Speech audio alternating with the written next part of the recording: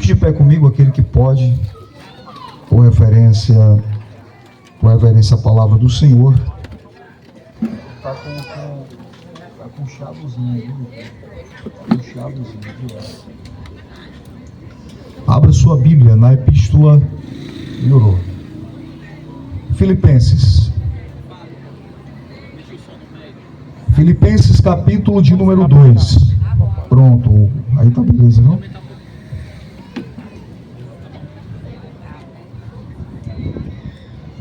Filipenses capítulo de número 2, a partir do versículo de número 5.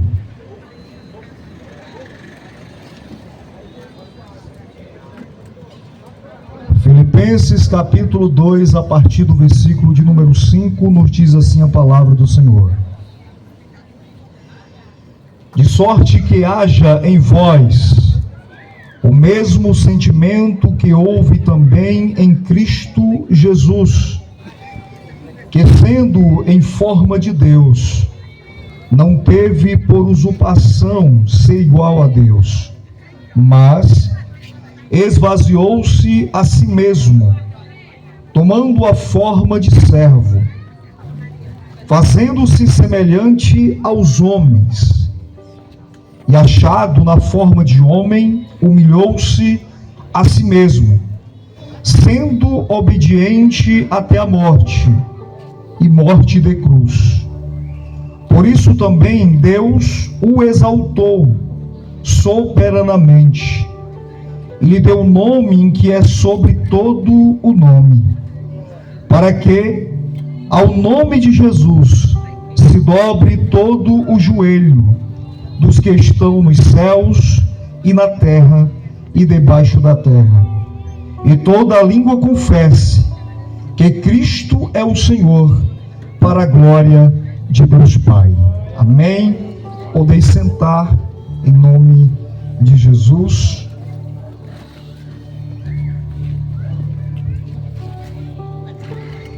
Queridos,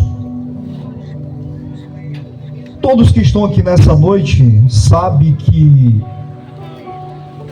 a maior alegria que o crente tem nessa terra é de falar a respeito de Jesus. Eu muito me alegro nessa noite por ver os irmãos neste lugar com o mesmo intuito, com o mesmo sentimento.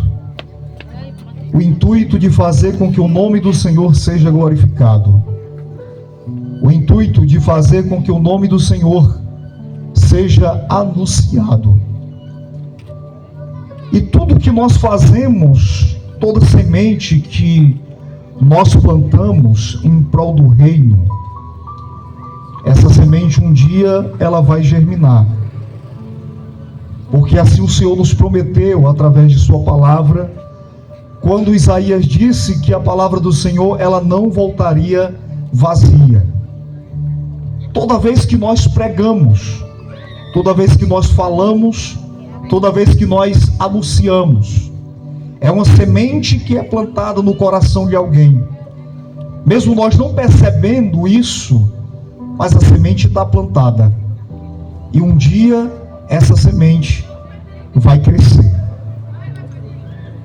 Meus amados, eu queria nessa noite, de uma forma bem sucinta, falar a respeito de algo que todos nós conhecemos, do nome de Jesus de Nazaré. Dentro da minha humilde opinião, eu acredito que uma das coisas mais importantes que o ser humano tem é o seu nome. E quando eu falo em nome, eu não estou falando da junção de várias letras que formam o nome de cada pessoa que tem aqui. Eu estou falando do peso do nome que cada um carrega no decorrer de sua caminhada. E que nós somos lembrados pelo nosso nome. De que forma?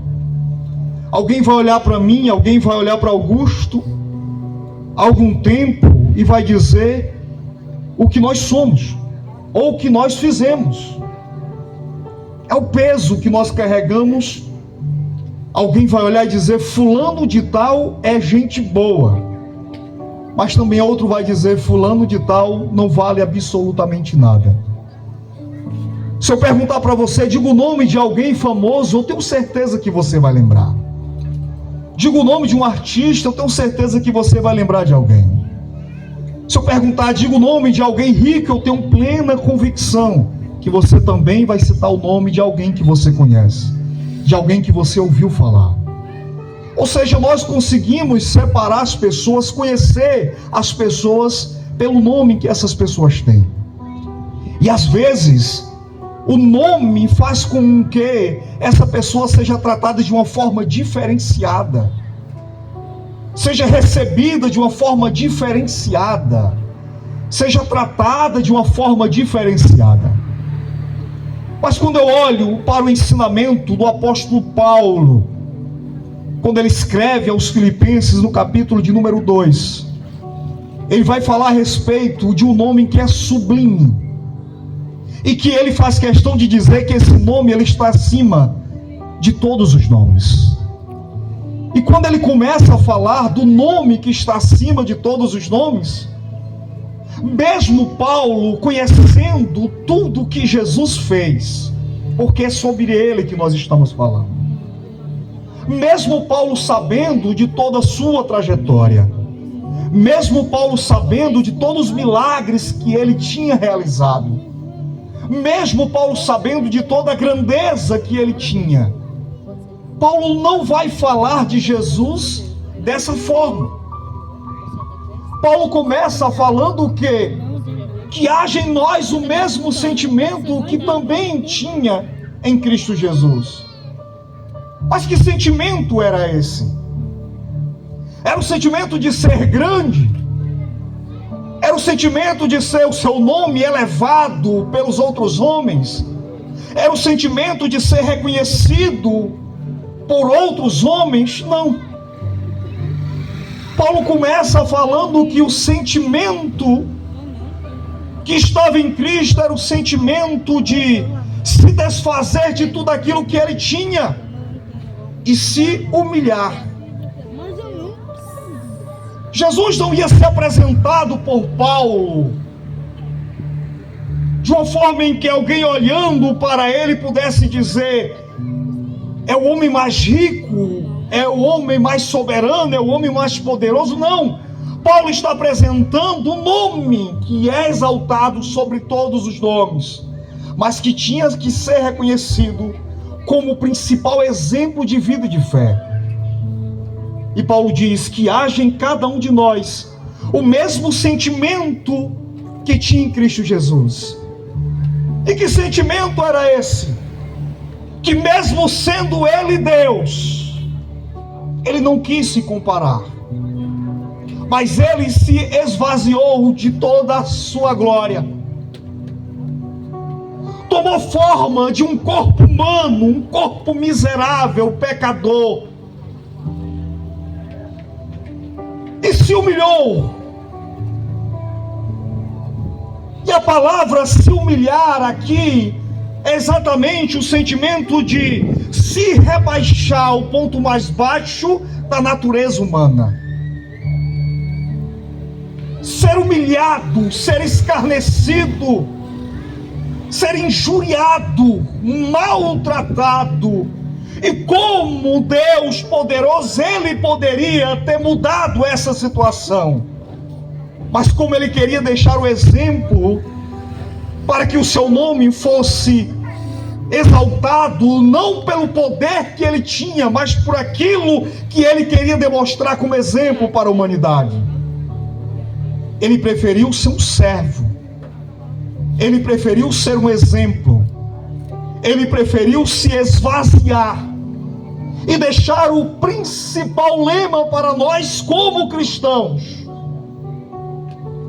a ideia de que nós precisamos sempre olhar para o outro e considerar o outro melhor do que nós. Ah, irmão, mas o que é que você quer dizer sobre isso? Eu estou falando de Jesus. E alguém pode dizer para mim: não, irmão, Jesus, ele em nenhum momento ele fez isso. Em nenhum momento ele quis demonstrar isso. Sim, isso foi mais o que Jesus quis fazer. E quando eu olho para João capítulo de número 13, que eu vou encontrar Jesus se reunindo com sua escola apostólica no seu último encontro com eles, para dar a última ceia. O momento em que Jesus estava ali como mestre, como Senhor, como soberano. Os seus discípulos sabiam quem ele era. Pedro já tinha dito em outro momento que ele era o Filho de Deus. E no momento da ceia, Jesus está sentado com os seus apóstolos, até que chega o momento em que ele pega uma bacia com água, ele pega uma toalha, ele se senta em um determinado lugar e ele diz para os seus discípulos: eu vou lavar os pés de todos vocês. Alguns de imediato foram ao encontro deles, outros recuaram sem compreender o que é que ele queria fazer, porque lavar pé não era papel de senhor, lavar pé era papel de servo, e mais, não era qualquer servo, era o servo menor que tinha na casa do Senhor. Era ele que recepcionava os convidados e lavava os pés antes do convidado entrar para dentro da casa. E Jesus estava fazendo exatamente isso. Enquanto Jesus estava lavando os pés, alguns não estavam compreendendo. Pedro chega e diz: Senhor, eu não vou permitir que tu lave os meus pés. E Jesus disse para Pedro: Pedro, tu não estás compreendendo agora, mas depois tu vai compreender que o reino dos céus é diferente do reino dos homens. No reino dos homens, o menor serve o maior. No reino de Deus, o maior serve o menor. É o nome que está acima de todos os nomes, que estava se humilhando, lavando o pé de homens simples, pecadores e miseráveis. E por que ele estava fazendo exatamente isso? Porque essa era a sua missão. A missão de Jesus era fazer com que o nome do Pai, daquele que tinha enviado, fosse glorificado. E Jesus fez questão de fazer isso. Tudo o que ele fazia é para o nome do Pai ser glorificado. Tudo o que ele realizava era para o nome do Pai ser glorificado. Ele era servo para o nome do Pai ser glorificado. Ele servia para o nome do Pai ser glorificado. Ele se entregou à morte, morte de cruz, para o nome do Pai ser glorificado. E sabe o que foi que aconteceu? Paulo diz que um Deus dos céus, Criador de tudo, o exaltou, colocando o seu nome sobre todos os nomes. E diante desse nome, todos os joelhos iriam se dobrar, todas as línguas iriam confessar que Ele é o Senhor. Glória a Deus. Se a gente for comparar o nome dele com reis que passaram, com homens poderosos que passaram, por homens que descobriram e fizeram coisas extraordinárias na ciência, na história, esses homens que deixaram o seu nome marcado. E alguém pode dizer: mas o nome de fulano é muito grande. Pode até ser, mas nenhum nome na história da humanidade é maior do que o nome do nosso Jesus de Nazaré. Glória a Deus. Nunca houve antes dele e nunca haverá depois dele um nome maior do que o nome dele. E esse nome, ele traz sobre nós uma tranquilidade. A tranquilidade que eu entendo que uma vez que eu estou passando por necessidade, por aflições, o nome Jesus me traz tranquilidade para a minha alma. Foi cantado aqui nessa noite diversos louvores, exaltando o nome de Jesus, mostrando como Ele é grande, as nossas vidas.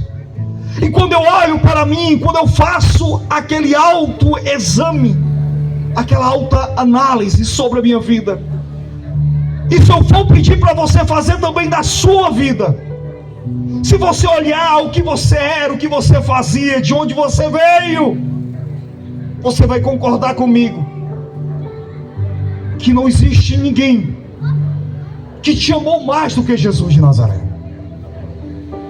Você vai concordar comigo que Ele sempre esteve olhando para nós, mesmo quando nós não estávamos olhando para Ele.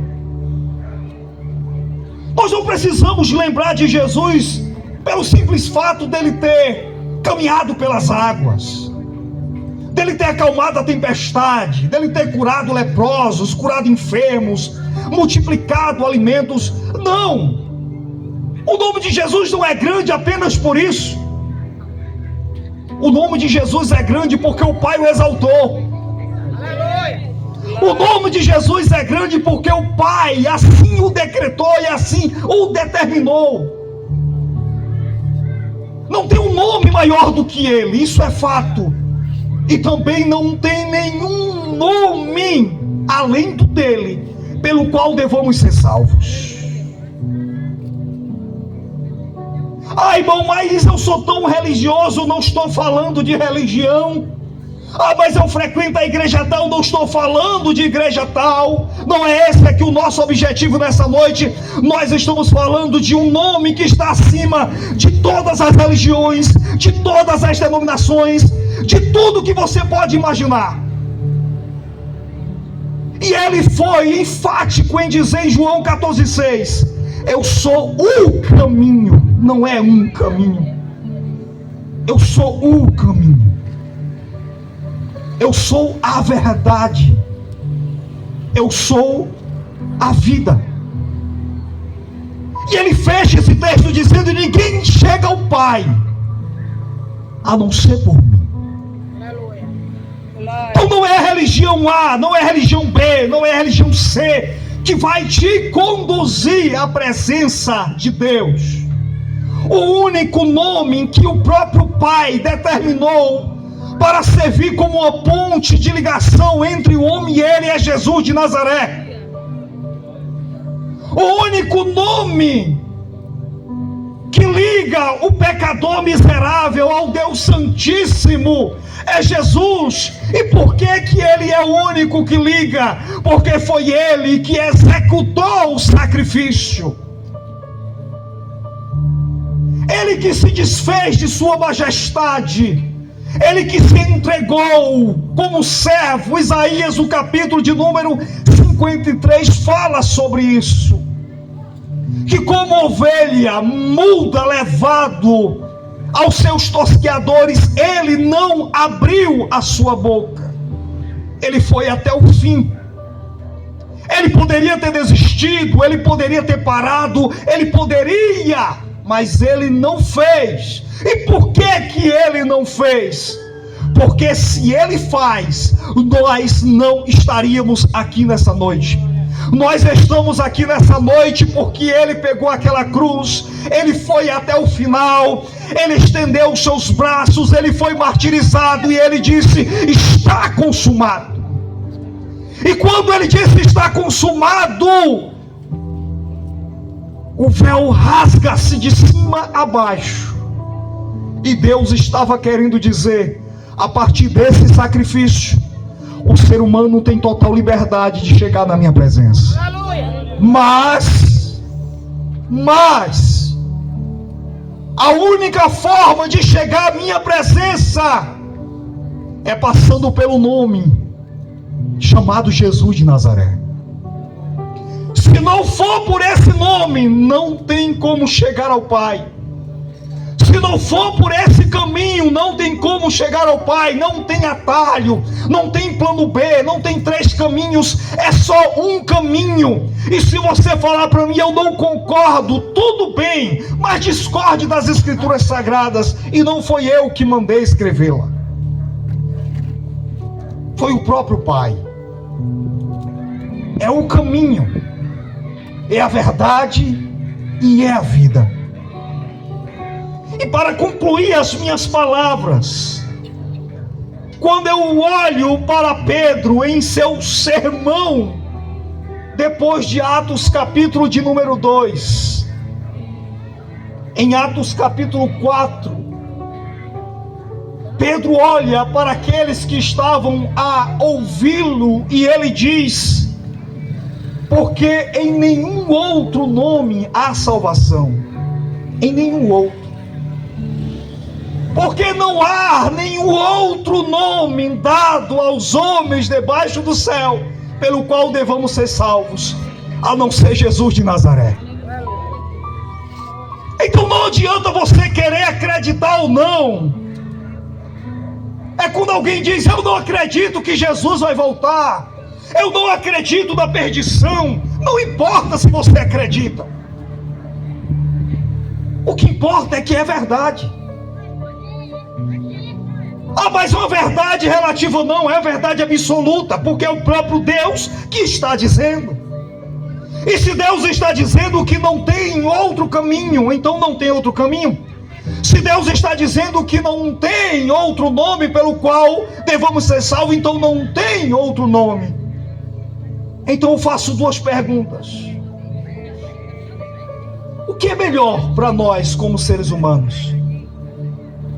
É se curvar dele ainda com vida, em forma de adoração, aceitando o seu sacrifício como Senhor e Salvador das nossas almas, ou naquele grande dia se curvar diante dele para ser julgado? Porque, querendo ou não, a Bíblia está dizendo que todo joelho vai se curvar diante dele. A Bíblia está dizendo que toda língua vai confessar que ele é o Senhor. Só que tem dois pontos aqui importantes.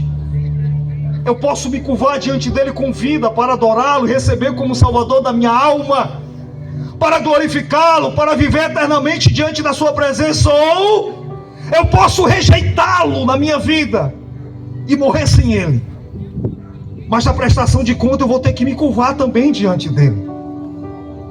Só que quando naquele dia se curvar diante dele, não vai se curvar para tê-lo como Salvador, vai se curvar para reconhecer como juiz fiel e justo, que vai julgar cada um segundo as suas obras. E nessa noite o Senhor, Ele te dá uma oportunidade única de você reconhecer que Ele é o único Senhor, que Ele é o único Salvador, e que Ele foi enviado pelo Pai para nos salvar da perdição eterna, para perdoar os nossos pecados, para sarar as nossas feridas. E mais importante do que tudo, eu me lembro de um texto em que Jesus manda os seus discípulos pregarem, e eles saíram para pregar a palavra do Senhor, e depois eles voltaram trazendo um relatório, e eles estavam maravilhados. Chegaram para Jesus e falaram: Senhor, em teu nome pessoas foram curadas, em teu nome pessoas foram libertas. E eles estavam comemorando entre si, e Jesus disse: não se alegrem apenas pelas curas que aconteceram, pelos milagres que aconteceram, pelas pessoas que receberam vocês. Não se alegrem apenas por isso, mas se alegrem primeiro porque o nome de vocês está escrito no livro da vida. Mais importante do que o milagre que acontece é o nome estar escrito no livro da vida. Mais importante do que um paralítico que se levanta de uma cadeira é o nome estar escrito no livro da vida. Mais importante do que um cego que volta a enxergar é o nome estar escrito no livro da vida. Mais importante do que um morto ressuscitar é o nome estar escrito no livro da vida. O morto que ressuscita volta a morrer de novo. O paralítico que vai andar, vai morrer de novo. Mas o nome que está escrito no livro da vida não tem como ser apagado, porque foi escrito com sangue na cruz do Calvário. E é por isso que eu me alegro, é por isso que essa noite eu fico feliz, a minha alma transporta de paz. E assim como disse o apóstolo Paulo, ai de mim, ai de nós, se não pregar essa palavra, mesmo que as pessoas olhem e nos chamem de loucos, de malucos, de desocupados, eles não sabem o que Jesus fez por nós. Glória a Deus. Eles não compreendem o que Ele fez naquela cruz. O preço, ao ponto do apóstolo Pedro dizer, não foi por ouro, não foi por prata, não foi por nada que seja corruptível. Ou seja, Pedro coloca os minerais mais valiosos, ouro e prata, e ele diz, não foi com isso, não pode se comparar. Vocês foram comprados com sangue derramado na cruz do Calvário. Enquanto muitos zombavam dele, enquanto muitos escarneciam, eles estavam com aquele braço aberto naquela cruz, vendo a mais de 2000 anos depois, nós aqui reunidos nesse lugar, os irmãos fazendo esse trabalho de oração, vendo cada casa que foi visitada, entrega um papelzinho, convidando para o culto. Ele já sabia de tudo isso, e pode ter certeza que não há arrependimento nisso. E o que é que eu posso fazer, irmão, para reconhecer o que Ele fez? Fácil, simples. Aceitá-lo como Senhor da minha vida, como perdoador dos meus pecados, como meu Redentor, como meu Senhor, como meu Mestre, e passar a servi-lo. É bem verdade que alguém lá fora às vezes olha para a igreja e diz que a igreja tem gente assim, que a igreja tem gente assado. Eu concordo. Temos os nossos problemas sim, porque nós somos seres humanos. Temos as nossas falhas, os nossos defeitos sim. E é por isso que nós estamos ali, porque nós queremos melhorar. Nós queremos mudar a situação, mudar a vida. E nós sabemos que só existe um que pode fazer isso, e Ele é aquele que tem o nome acima de todos os nomes. E esse nome não é o Zé Augusto, que é o dirigente da congregação. Não é Valquiano que está aqui pregando, que tem alguma coisa. Não é Wagner Lima, não é os irmãos que cantaram que tem nome, não. Aqui só existe um que é grande. Só existe um que é soberano. Só existe um que o nome dele está acima de tudo, de todos, de eternidade a toda eternidade. E eu tenho certeza absoluta, que a igreja sabe o nome dele. Sabe ou não sabe? Sabe ou não sabe? Sabe ou não sabe?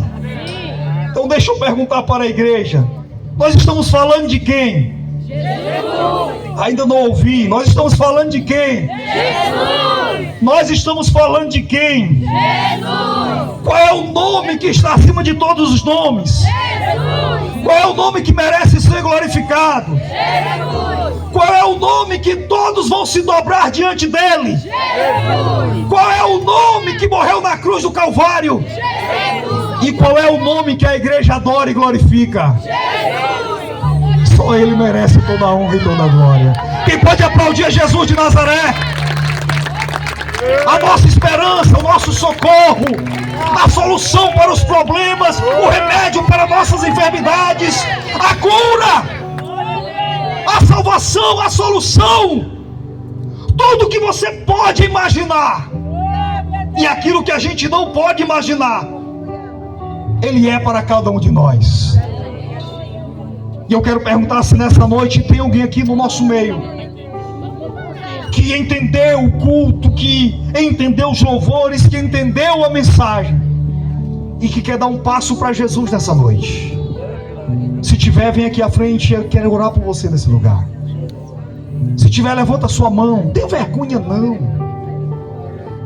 Não tenha vergonha não, vem aqui à frente, a gente ora por ti. A gente apresenta a tua vida a Ele, e você passa a servi-lo, e Ele passa a te guiar, Ele passa a te sustentar, Ele passa a te ajudar. Tem alguém nessa noite? Levanta a sua mão. Não deixa essa oportunidade passar não. Não deixa não. Não deixa passar, porque pode não mais voltar. E Ele te chama nessa noite, te dando a oportunidade de você reconhecer Ele como o Senhor da sua vida. Então, se não tem, Glória a Deus. só me resta agradecer a oportunidade e glorificar o nosso bendito Deus por tudo o que Ele tem feito na vida de cada um aqui nesse lugar. Em nome de Jesus, eu agradeço a oportunidade.